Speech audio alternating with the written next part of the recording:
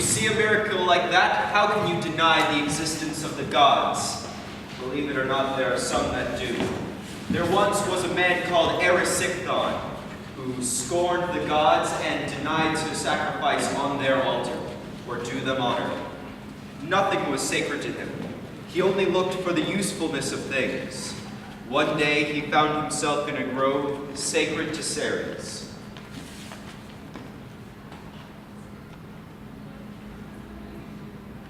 Cut it down. Sir, this tree is centuries old. We need the wood. Cut it down. Sir, this is a sacred grove, and this tree is beloved by Ceres. It's only a tree that the goddess likes. Say it were the goddess herself, I'd cut it down all the same. Sir, please! Get off me, you pious son of a bitch!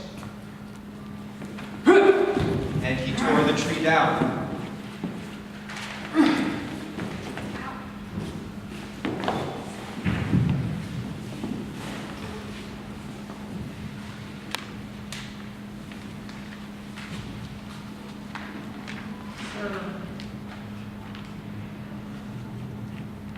Who's that?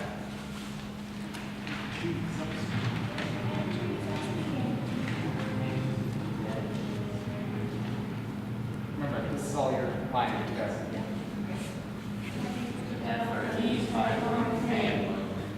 And what might that be? You never get away with this. Oh, now I'm really frightened. But the goddess Ceres heard the cry of her tree, and her mind immediately began to move upon thoughts of torments that she might inflict.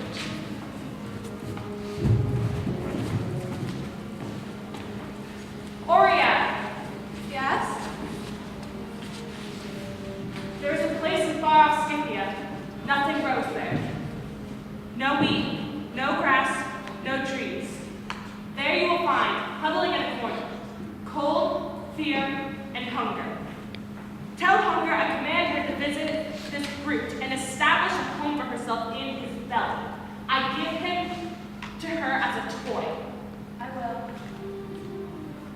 I would go myself, but it is forbidden for hunger and I to ever eat. Orion flew off to the Caucasus, a bleak and nightmarish region.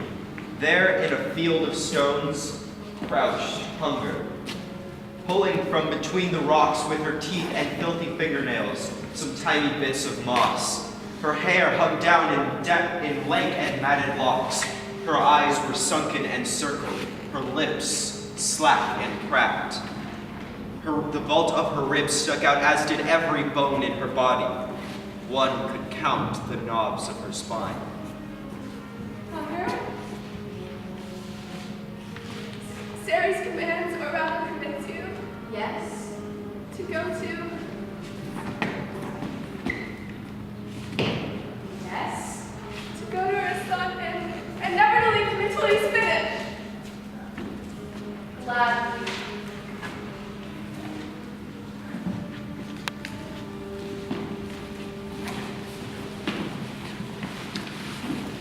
Hunger crawled through the air to the house of the victim. As she flew overhead, fields withered and men starved. The birds scattered from her path, too weak to fly. It is night when she arrives at Erysichthon's home and hurtles through the halls until she finds him sleeping in his room. She wraps cadaverous arms around him in an embrace as strong as love, but quite the opposite of love. She breathes her spirit into his spirit, and he begins to dream. Jeez, great. He wakes, Bring me something to eat. Anything, I'm starving. but he can't wait to be served. He begins to eat everything in sight, meal after meal after meal after meal. More? He can't shake his hunger. More, I need more to eat. Baked shrimp and marshmallows, salami and ice cream, liver and donuts, everything in every possible combination. Even as he eats, he is planning other menus and complaining of his hunger.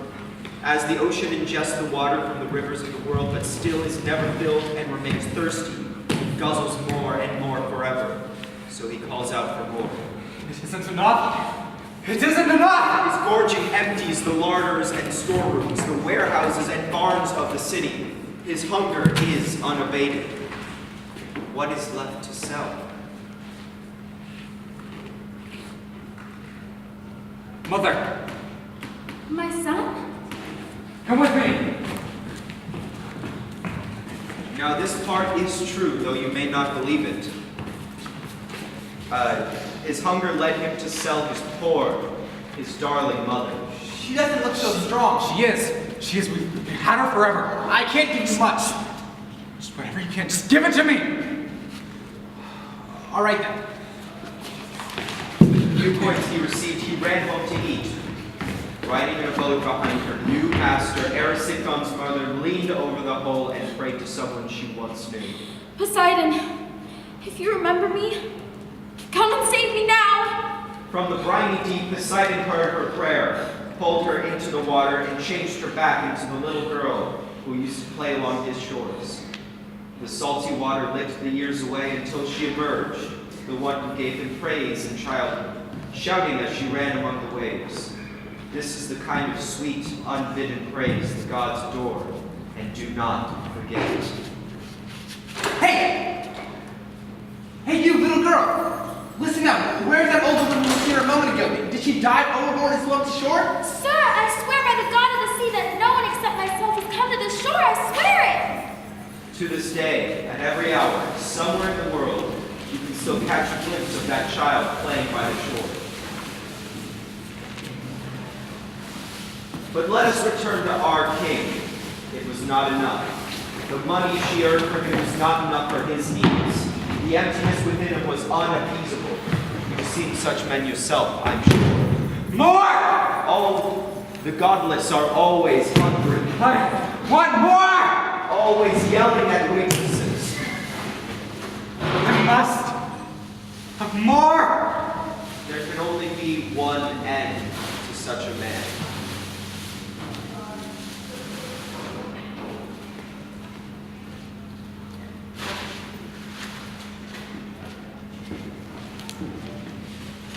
He will destroy himself.